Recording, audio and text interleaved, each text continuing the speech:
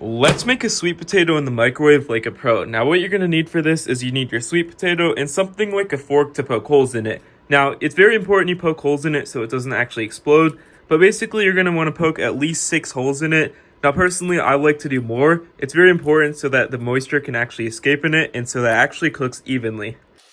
You can see right here I've basically poked a bunch of holes on each side of the potato. And another bonus tip that you can actually do is you can always rub it in something like olive oil or salt before you actually put it in the microwave. This will give it a bunch of extra flavor, but this is completely optional. Another thing you can actually do is you can get a damp paper towel like this one right here, but this will basically allow it to cook more evenly and make it more creamy and moisture in the inside. Again, this step is completely optional. You do not have to wrap it in a damp paper towel. But once you have holes in your sweet potato and potentially rubbed it in olive oil or some salt, what you want to do is you simply just want to put it in the microwave. Now, general rule of thumb, this one is a small sweet potato. You want to put it in for about 5 minutes. You can always add more time, but 5 minutes for a small one, 7 minutes for a medium-sized one, or 10 minutes for a large one, such as the size of a football, or just a giant sweet potato. So I'm going to put this in for 5 minutes, and we're going to check it out in a second. And you can see right now, our sweet potato is actually ready. So once it's up, you simply want to take it out of the microwave, and you want to cut it open immediately, or it will continue cooking just because it's hot, very hot in the inside. So I'm just going to cut it open using my fork, or you can use a knife.